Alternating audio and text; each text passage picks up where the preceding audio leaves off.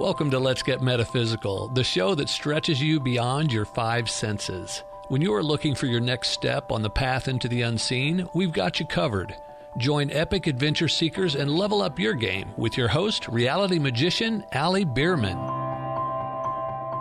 Greetings, epic adventure seekers. Welcome to your guide to demystifying your world. I'm Allie Bierman, and you're listening to Let's Get Metaphysical, connecting heart and mind. Today's guest is Victoria Savage. We'll be taking a new look at healthcare as it impacts you today. But first, I have a question for you. Have you ever felt like life just happens to you? If that's you, I made a gift for you. Step in a new direction. In this quick read, you'll begin to discover your power and control every day in your life. The link to download your copy is in the show notes. And now I feel very excited to introduce today's guest, Victoria Savage, the Wisdom Guided Oracle, an RN, certified theta healer, neurointegration practitioner, certified Reiki practitioner, holistic health advocate, spiritual empowerment guide, and channel, and author. She began channeling angels at age 4, and as a result, she had wisdom beyond her years, which played well in her early life, as she had little governance, learning to fry bacon and eggs at 4 and hitchhike 5. She began her spiritual quest at age 4, getting herself to church wherever she could. Having lived in 17 houses before age 9 afforded her the opportunity to experience varied belief systems and structures, so she was never locked into any one specific area. At 24, she walked away from church and began an empowered spiritual walk with the universe. At 32, she became an RN and remained in mainstream medicine until she became aware of how limited it was in actually helping people stay or get well. The energetic power of intention and love are her two favorite subjects because together they're unstoppable. Now, welcome, my friend, Victoria. Thank you, Allie. I'm really happy to be here. Excited to share with you some of the things that I've experienced over the years. This is really cool. I've known of you for a long time, but never really had a chance to interact with you in all these new things that you're into. So you had a really exciting childhood. I thought I had an exciting childhood, but you had so many adventures and opportunities that most people never get to enjoy. Definitely not at such a young age. You said you got yourself to church. Tell us what you mean that you got yourself there wherever you could. Well, I'm guessing at some point my mother or grandmother took me to church before that time. And so as we traveled around the Bay Area, living in different places, if there was a church close enough, either mom would take me or I neglected to tell you, I was also kicked out of church at 5. There was one close enough to walk. I would go. And one morning I wanted to go and my mother and her boyfriend were not awake and you did not wake them up. And we didn't have any clean dresses. And so the 2 little girls that were his daughters, and I had a brilliant idea, being the inventive person that I was, I went, let's just put on all our slips because then we're covered. And we had some frilly crinoline slips, and it was like, then we'd be fancy too. And we walked to church. And, long story short, they ushered us out the door and told us that we probably had to go get some clothes on. And I do remember feeling the indignance and that understanding that they were wrong because we were decent, but also now understand that they were probably protecting us from the other children and the judgment that would come there. But I was driven to get to church. And so I went to many and had some wonderful experiences and saw different people, buildings, beliefs, and that there were good and maybe not so wonderful in each one of them. And so understood that it was less about that than about that walk, which I was passionate about. And I was the spiritual leader of my family and had wisdom beyond my years. That's where that quest, that need to get to church was, I'm sure, directed by the Archangel of Wisdom, Uriel, which I did not know at the time I was channeling, but knew I had wisdom that had no life experience basis at that time. And yet you chose to follow it. I didn't have a choice. It was that birth desire. I had to live this way. And I got my stepmom out of the Catholic Church and into the Baptist. Once I moved up with my dad, then I went to 2 churches, lived in the same house for 9 years, and then went on to Oral Roberts University. I mean, it was all my own impetus. Nobody ever made me. I was the spiritual guide. I was the gal in high school that had the prayer club and, all of that. It was my calling. Oh, that's interesting. I've never actually talked to anybody who felt that calling, even though they had things happen really early in their lives. Just your choice of words. How did the adults in your world, especially in the church, how did they see your strength, your self-empowerment? Well, you're also looking at the best chameleon you ever want to know. I had the unique gift, maybe not too unique because there's a lot of us out there. I could be whatever anybody needed me to be. So I was the good girl. I could be whatever anybody expected of me, and I was. So the adults in the church, I was a good girl. I don't know how they viewed me. My mom, I know I moved from the Baptist church after he just kept talking about how wrong all the other religions were. And I could never, grasp. It's like, well, they think they're right. You think you're right. How can any one of them be right? And I just didn't want to sit in church and listen to that. So then I moved to an interdenominational church, and my mom felt very betrayed that I'd pulled her from the Catholic Church, which she hardly ever went to and certainly had no relationship. And she loved the little Baptist church. And so she was quite resentful of me for quite some time about that. But I had to go to where I felt I got my needs met spiritually. And again, very involved in all of it. So I was well liked because I was there. I did everything, enjoyed it all. Would you say it's pretty typical of people to put on the, front is the right word, of whatever environment you're in, especially to please adults? Do you think that's typical of other people? Oh, I think it's a very typical thing for many of us. I have other ideas about that, about why I came in to be the best one. And that really solidified about 8 years ago. And with the beginning of understanding of energy and what I learned 8 years ago, my real mom has been dead for 31 years 31 years now. And so, of course, and she had dementia before that. So we didn't have much of a relationship. So I didn't get to ask her questions about some things, but my aunt gave me some info that just all of a sudden brought so many things together and so much understanding about how I started out in this world. Pretty much attributed that to my ability to be a chameleon. I feel like as an unwanted pregnancy that, my mother, there was nothing joyous in my my being there, because she was already separated from my dad, had 2, 5-year-old or 4-year-old and a 5-year-old, and had no skills, was living with her mom.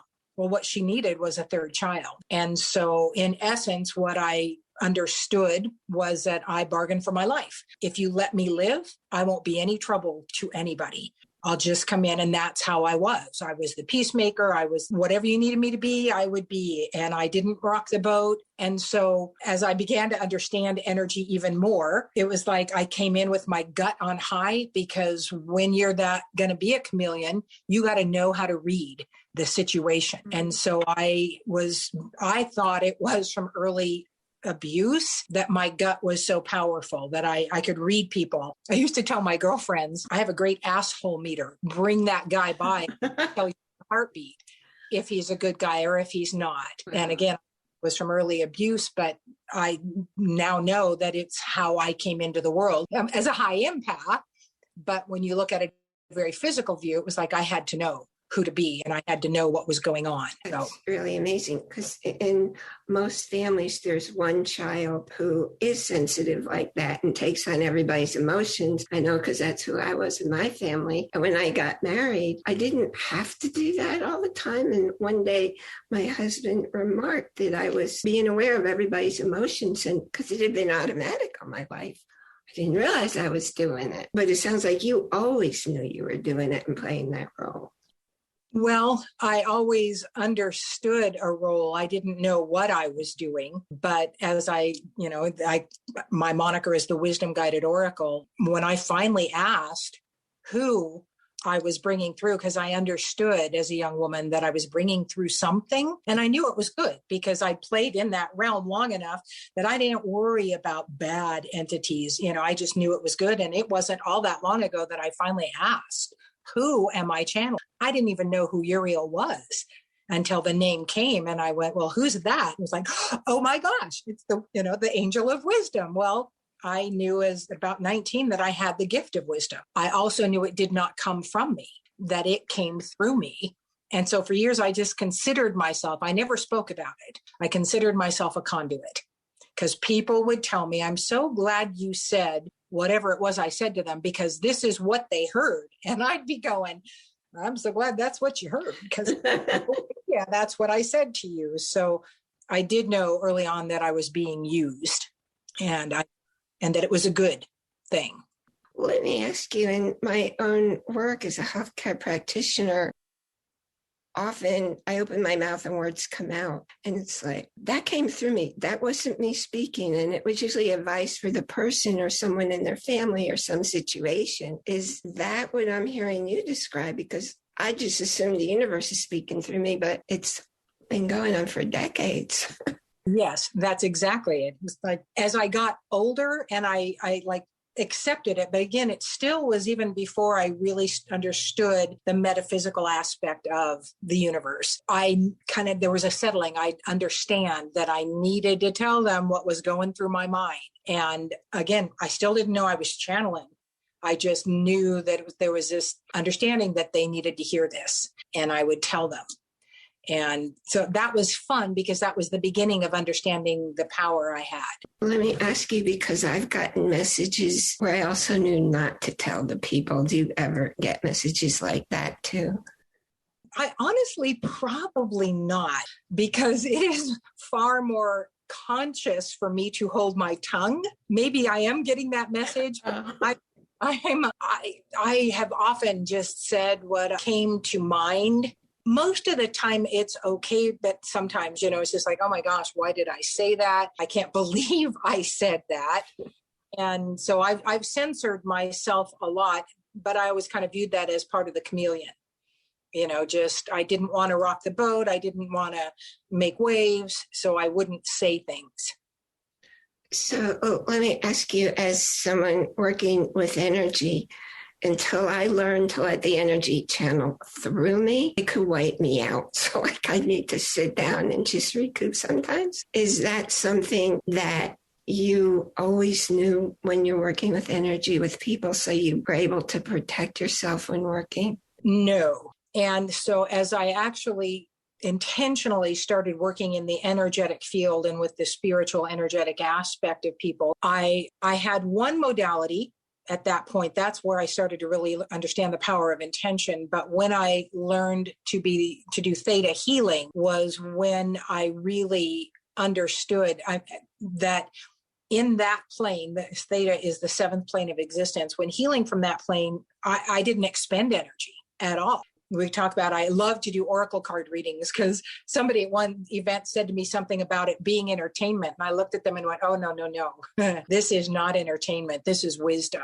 And you will get guidance if you have a reading with me. So it's like a jumping off point. So I love to do them because I really get to give people some really valuable insights. But when I do those, I'm not in theta, and I will get very drained when I do that. I know that I do channel. It's just different. It's a different thing than when I work in theta.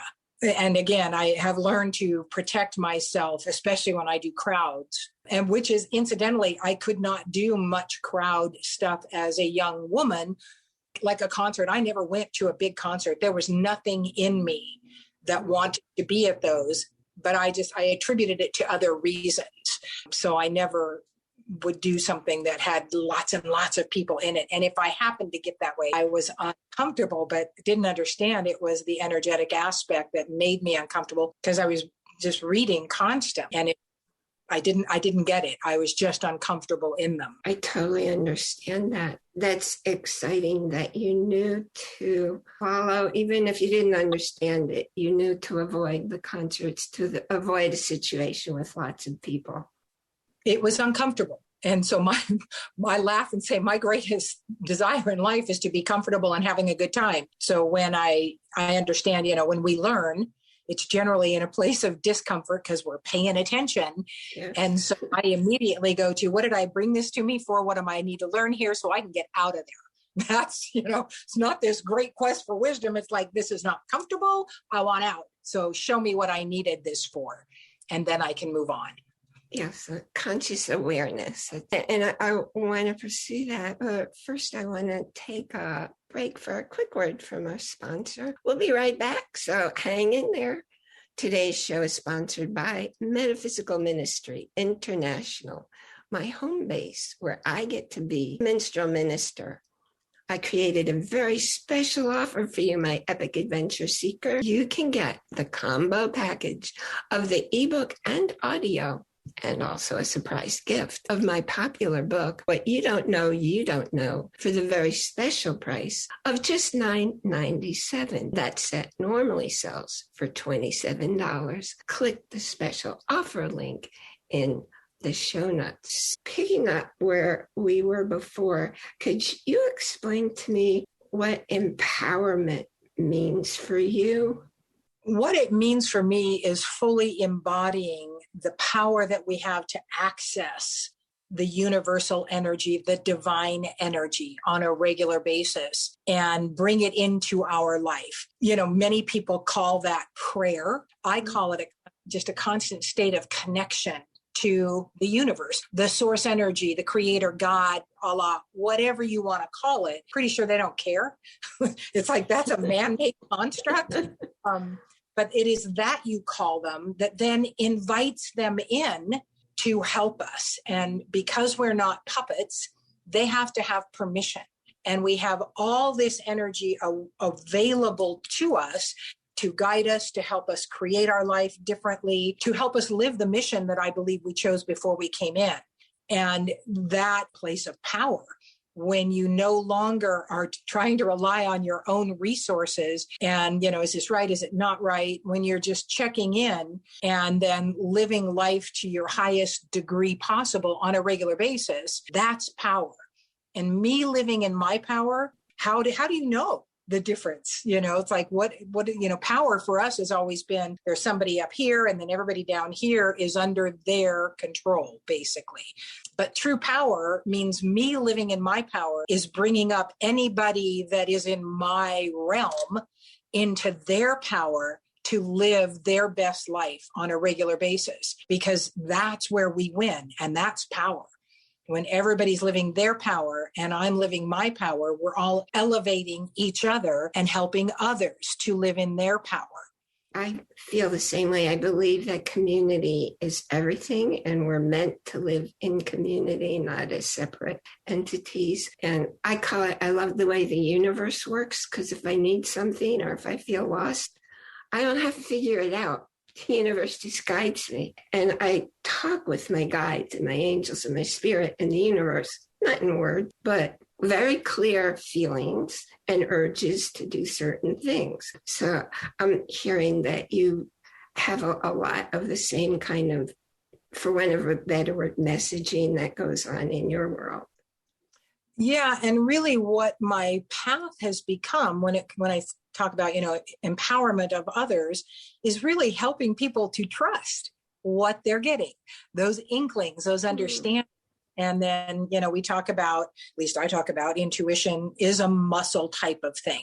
The more you use it, the stronger it gets. In truth, what happens is the more you use it, the more trust you gain in your ability to use it, to get your guidance, to understand that next little bit of thing. And so you get stronger and more powerful in yourself, in that power. And then again, then your desire really is to help other people to become stronger in their power, because it feels so good. How do you support people in trusting their own intuition? Because I think a lot of people say when intuition says, do this, take this action right now. And you say, what? And it's not going to respond. So many people will just write it off. And they may or may not later regret they hadn't followed it. But may I ask how you get people to trust, to hear that voice? Well, intuition is nothing but energy. And so I generally, depending on where the person is at, I've done classes, the energy classes, and I always laughingly tell them, now these are very highly technical little wands that I've given you to hold. And what they are is a coat hanger bent with a straw around it. So it's like, do not touch the metal at all and just anchor your elbows and watch what happens. And the wands move with the energy. And I don't know one person yet that has not seen the wand move. And so I start by teaching them about the energetic field and that everything is energy. And then all of us has walked into a room at some point and gone, whoa, something happened, or something gone down. I have no idea, but I can feel it. We also have I knew that was going to happen. I wish I'd paid attention to that inkling I had. That's what your intuition is. That's what that's about. And so helping them recognize that they've already done it. Now it's a playful thing too. And I also teach anybody I work with pretty much, again, this is the self-empowerment aspect. I teach them how to muscle test themselves for their answers, because I don't want to be the one giving them their answer, because then it's like, maybe they choose then not to believe what we did together because I told them. Well, they don't know that for sure, but when they can muscle test themselves and get the answers as we work together, and then we know what energies we're going to be working with, that's empowering. And then their self-empowerment grows. And then we pull those energies. That's when I work in any realm, theta or neurointegration. That's when that really starts. They can feel the difference. And they know that they identified what needed to be gone at that point, not me telling them.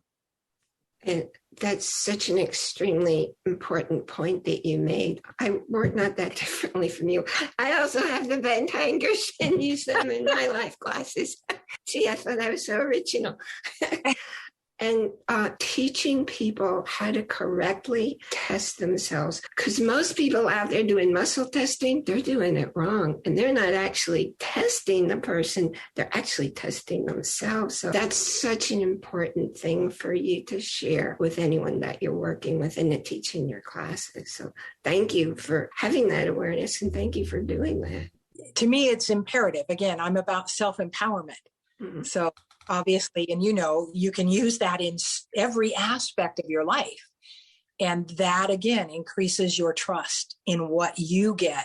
You grow in your power, and that relationship with your higher power, the universe, and all of that expands. And, there's nothing more true of the fact that we all share energy. We can't change that. What we can change is the type of energy we're sharing. And when you're living from a place of greater self-empowerment, your vibration is higher.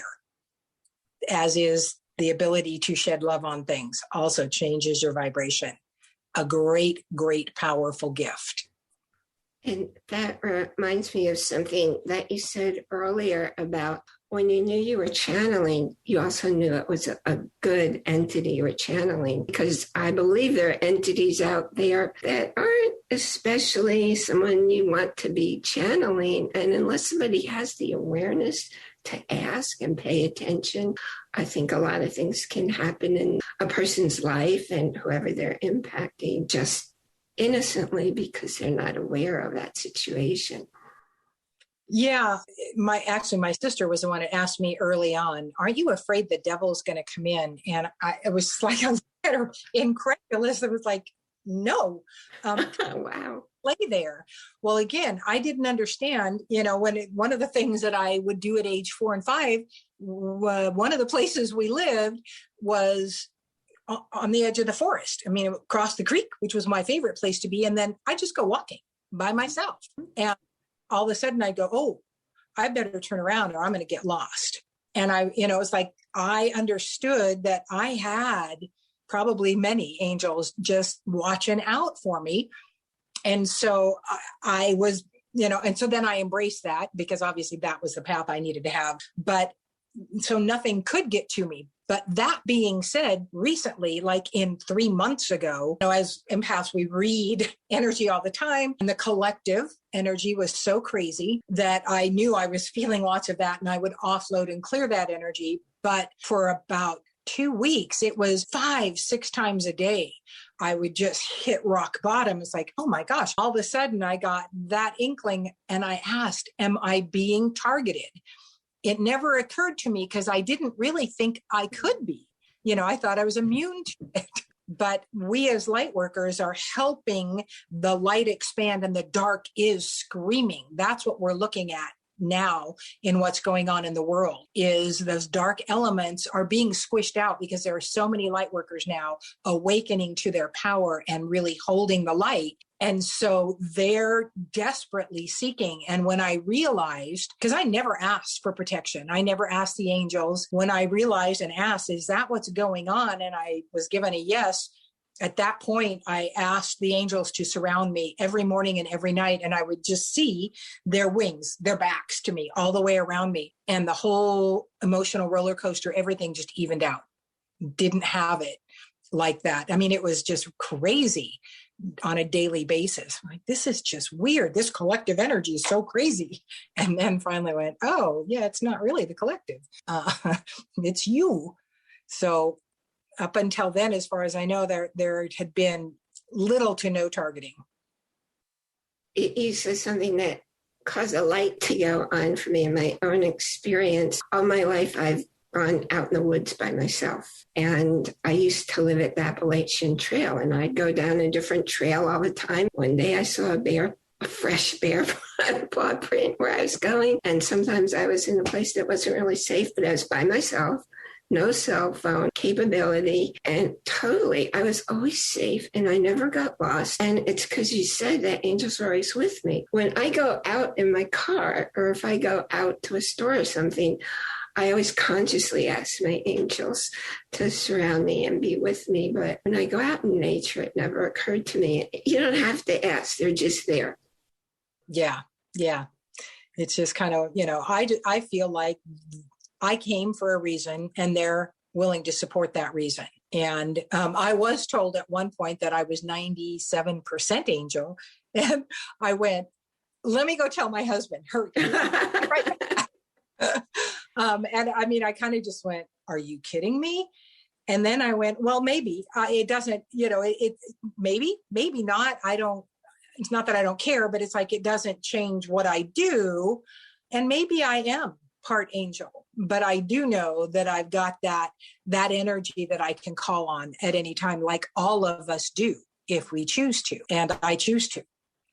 It's such a gift for you to know that, to be able to make that choice. So when people need certain kinds of guidance or assistance, well, what do people come to you looking for? What kind of help would your typical person be coming for?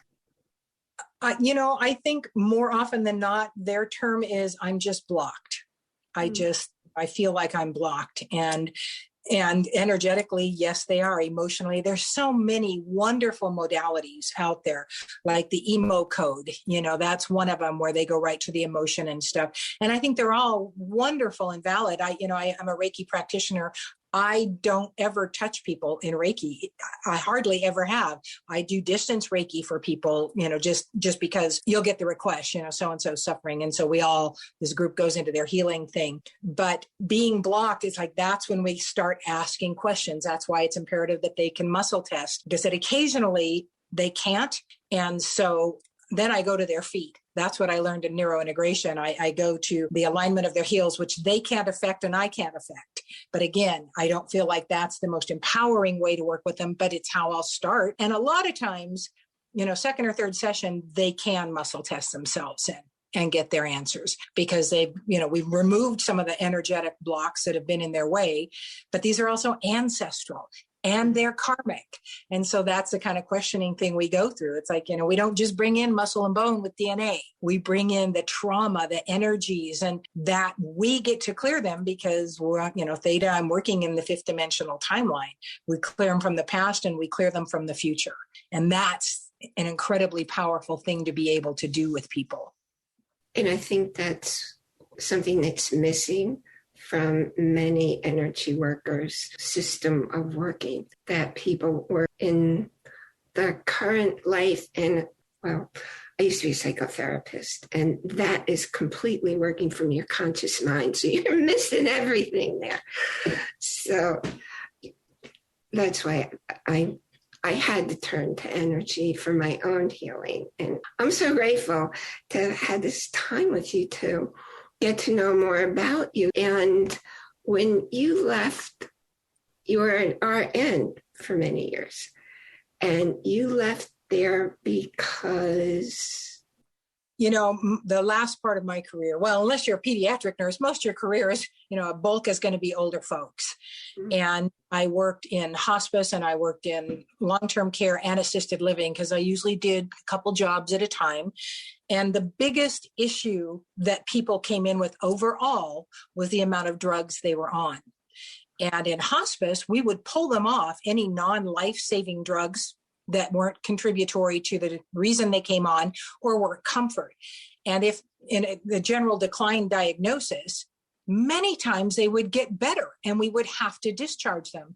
So it became very real to me that we were doing, even though we did great things. I laughingly say, we don't have a healthcare system now. We have a sick care system. We treat lots of things. We don't really heal much. We can fix you pretty well if you break. We're good at that. If you have an infection, we're pretty good at clearing that up. The rest of it, we just treat with drugs, and there's no empowerment there.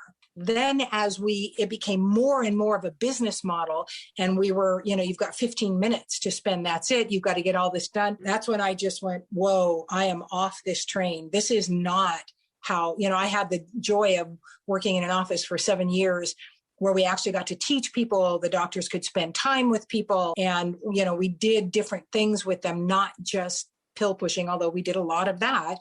And obviously we have saved lots of lives with that, but we have done so much damage that, and we have taken away their power in their body and their health, and just gone, oh, that's fine. You just let me take care of you. Everything will be fine. Well, that's not the truth. And that's never, again, I'm about empowering people, and that's, it's much easier to stay well than it is to get well. And so that has become more of what I practice in a holistic manner. And I don't, lots of supplements at times, yes, but a few that are multiple body effect is what I love. That's get multiple system effect, I should say, so that fewer things are taken, but you're getting benefit over different aspects of your body. And that's what I believe in. I'm just so grateful that you're out there making a difference for people. And I'm really glad that you came on today to share that. So how can people find you so they can work with you? Because working long distance works. Yes, it does. There's a couple of ways. I have a website. It is called Wisdom Guided Oracle, but it's under construction. You can get to it, and my contact info is there. But really, if you were to call me or email me, so my phone number is 208-473-8254, and that doesn't receive texts, so it has to be a phone call. And then my email is nursesavage@holisticu, and that's with the WHOLISTIC, the letter U.com. So nursesavage@holisticu.com. And yeah, the blessing for me, one of the blessings of COVID was that energy is everywhere, and we had to find a different way of working with people. So, people have come to me. We've worked by Zoom, by Messenger, by phone with no picture together, and have received or had great results because energy is everywhere. We don't have to be in the same room to work with the energy. And that's where that muscle testing of themselves is also very helpful. Well, thank you so much. And is there any one final message that you want to leave with our listeners? Religion locks us in so much to a certain way of being. When I was 24, I had a vision, and visionary is not something that, I do a lot of. I don't have a lot of visual stuff. My gift is clairsentience. I feel. But I had the vision. I was praying about whether to go to Reno that day or not. And I had this picture in my head of me looking at the switchboard, trying to figure out which flip to switch, which button to push. And God was above it, smirking at me. And I thought, you know what, God, I don't think you care whether I go to Reno today or not. I think it's fine with you one way or the other. You know what? I'm not playing this game anymore. And it was my life. I mean, I clear through Oral Roberts University was always my choice. But I went, you know what, God, here's what I'm going to do. I'm going to trust because I want to be used by you in life. You're going to open the doors you want me to go through, and you're going to shut the ones you don't. That's how you and I are going to walk together, God. It's not for me to tell anybody else how to walk with you. And I never went back to church, and nothing bad happened. It was just that part was done. So being locked into a belief system and a box that doesn't suit you is not a way you have to continue to move on. God, creator, universe, source energy works with us wherever we are, and we can make that choice of empowerment in our life at any moment to then live in our greatest and highest power, not be giving someone else the power that we have. That was so beautifully stated. I completely agree with you, which is why I'm a metaphysical minister. And I also steer clear of religions for much same reasons that you said. So thank you so much. And everybody, we will be back next week with another episode. You've been listening to a talk on the wilder side. Thanks for tuning in to Let's Get Metaphysical. Be sure to subscribe so that you don't miss a single episode. And while you're at it, please leave a rating and review, and be sure to share it with your friends. Tune in every Monday for more exciting insights and wisdom on life beyond your five senses.